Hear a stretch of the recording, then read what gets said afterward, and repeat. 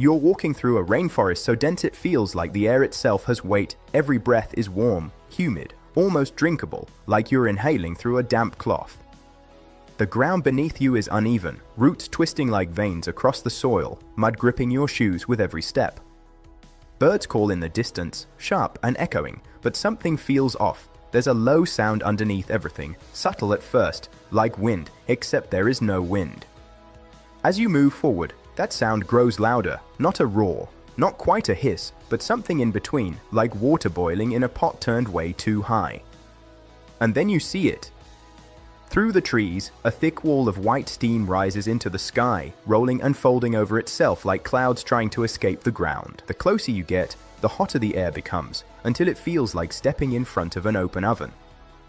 Your skin tightens, your breathing changes, instinct kicks in, something here is wrong.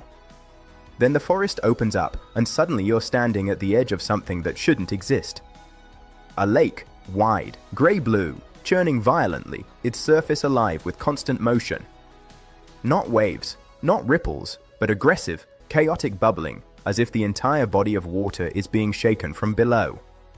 Steam pours off it in thick columns, blurring the edges, hiding its true depth. The water isn't just hot, it's boiling. This is the boiling lake, one of the most extreme places on Earth. And if you fell in, you wouldn't drown. You wouldn't have time. You would be cooked alive in seconds.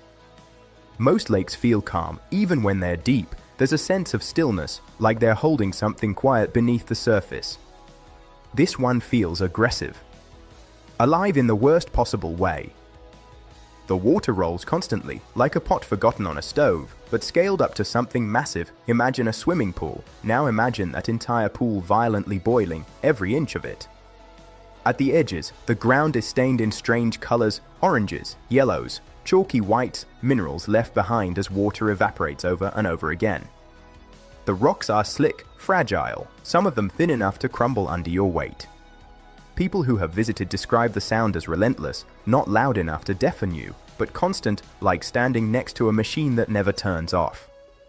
It gets inside your head.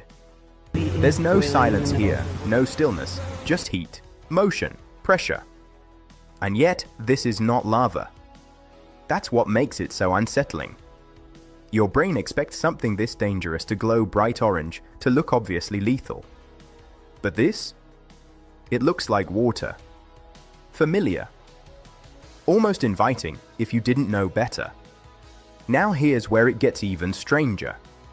This lake isn't heated by the sun or by surface temperature. It's being heated from below, deep underground, by volcanic activity you can't see. Beneath the surface of this island, magma sits like a hidden furnace, not erupting, not exploding, just radiating heat upward, slowly, relentlessly. Rainwater seeps down through cracks in the earth, travels deep into this hot zone, and then gets forced back up, superheated, carrying energy with it. By the time it reaches the surface, it's no longer just water, it's a kind of liquid energy, constantly trying to escape as steam. The lake doesn't just sit at one temperature, it fluctuates, sometimes violently. There have been moments in history where the water level suddenly dropped, exposing parts of the lakebed that should never be visible. Other times, it surges, steam thickening, bubbling intensifying, like something underneath is shifting. It's a reminder that this isn't just a body of water, it's part of a system. A living, breathing geological system that's constantly changing, even if we don't fully understand how. This lake might not even be the most dangerous thing about this place. Because hidden around it are areas where the ground itself can collapse, where invisible steam vents can burn you instantly, where the environment changes faster than you can react. Getting to this lake isn't easy. There are no roads leading right up to it, no safe viewing platforms built for comfort. You have to hike for hours through thick rainforest, climbing, descending, navigating terrain that feels designed to slow you down. And that's probably a good thing.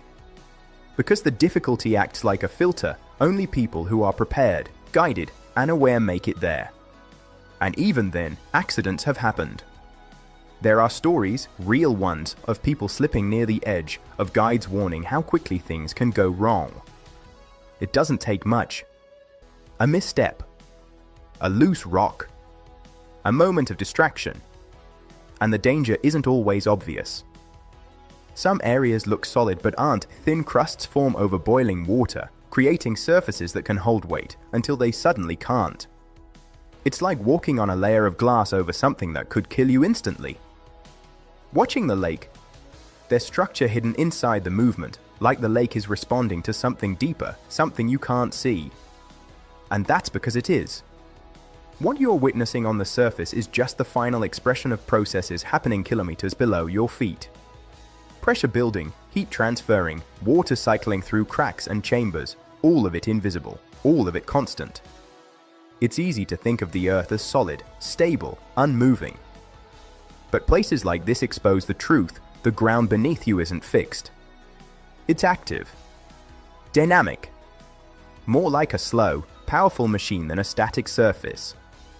To really understand how extreme this is, imagine standing in your kitchen, watching a pot of water boil.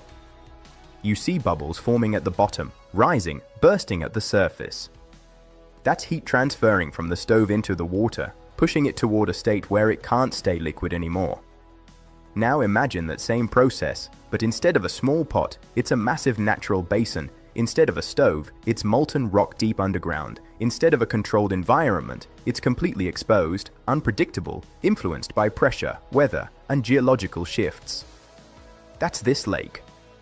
And unlike your kitchen, there's no knob to turn it down. What makes it even more fascinating is that lakes like this are incredibly rare. The conditions required to create one are precise. You need a heat source close enough to the surface, a steady supply of water, and a geological structure that traps that water instead of letting it escape too quickly. Too much pressure and you get an eruption.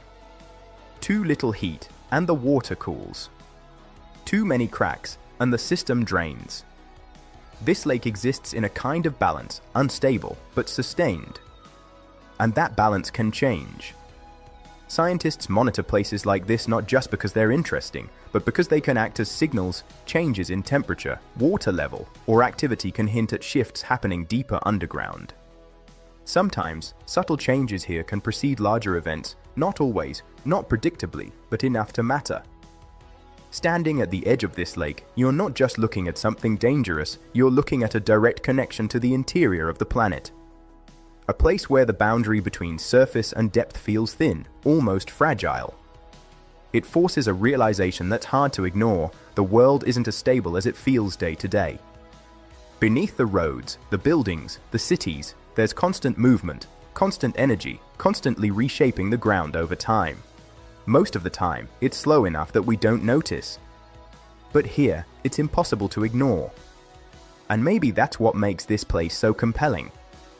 It's not just the danger, or the heat, or the visuals. It's the perspective. The reminder that the Earth is active, powerful, and still full of places that feel almost unreal, not because they're impossible, but because they reveal processes we don't usually get to see. The lake doesn't care if you're there. It doesn't react to you, doesn't change for you. It just continues, boiling, steaming, cycling energy from deep below to the surface, over and over again. Relentless, indifferent, real. And the next time you see something as simple as water boiling in a pot, in a kettle, you might think about this place. I post videos about that, break down how reality actually works from your brain to your body to the world around you, so if that sounds interesting, subscribe and I'll see you in the next one.